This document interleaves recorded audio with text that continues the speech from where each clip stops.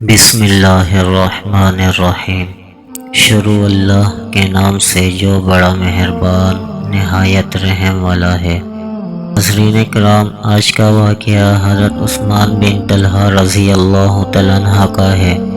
حضور صلی اللہ علیہ وآلہ وسلم فاتحانہ مکہ مکرمہ داخل ہوئے تو حرم محترم جا کر اونٹ پر سوار ہو کر آپ صلی اللہ علیہ وآلہ وسلم نے طواف فرمایا۔ حضرت عمر بن طلحہ رضی اللہ تعالیٰ عنہ کو بلا کر چابی طلب کی۔ چابی ان کی والدہ سلفہ بنت سعید کے پاس تھی۔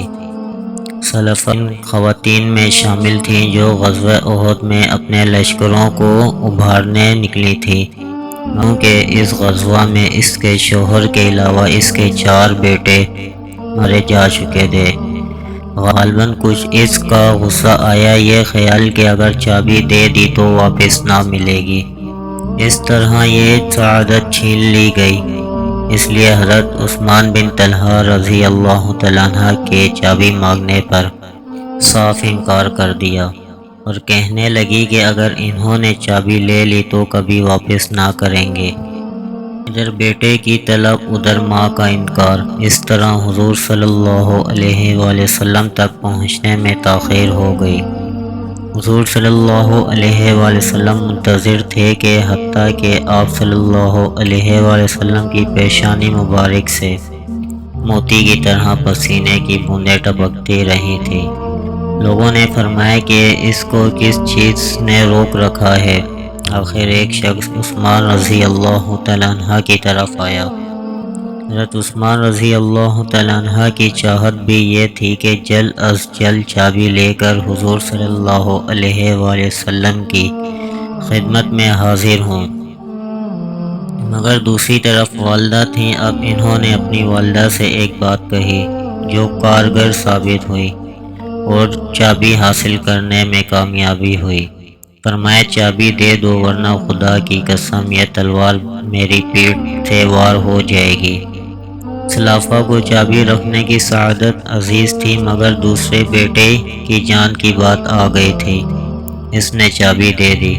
حضور صلی اللہ علیہ وآلہ وسلم نے خانہ کعبہ کھولا اور اندر تشریف لے گئے اور ساتھ خود عثمان بن طلحہ رضی اللہ تعالیٰ عنہ، اسامہ بن زید اور حضرت بلال رضی اللہ تعالیٰ عنہ داخل ہوئے۔ اندر موجود تصاویریں مٹا دیں، آب زمزم سے دھویا، بیت اللہ کے تمام گوشوں میں پھر کر توحید و تکبیر سے ان کو منور کیا۔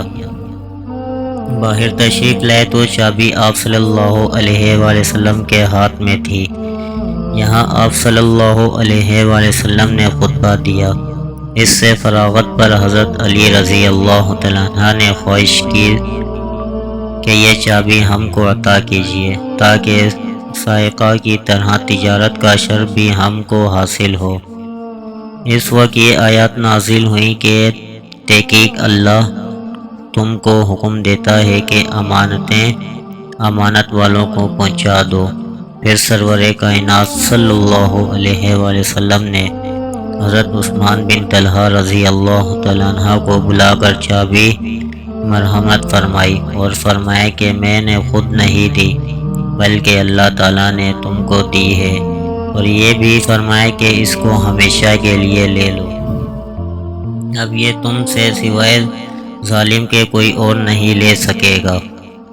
یہ حضرت عثمان بن طلحہ بن کرشی رضی اللہ تعالیٰ عنہ جن کو آج ہمیشہ کے لیے کلیدی برادری کا اعزاز حاصل ہوا تھا، اس وقت مسلمان ہوئے جس وقت حضرت خالد بن ولید اور حضرت عمرو بن العاص رضی اللہ تعالیٰ عنہ نے اسلام قبول کرنے کا شرف حاصل کیا تھا۔ پھر آپ صلی اللہ علیہ وآلہ وسلم کے بعد کلیدی برادری کی ذمہ داری نبھانے کی خاطر مکہ آ کر مقیم ہوئے اور یہیں 42 ہجری میں وفات پائی۔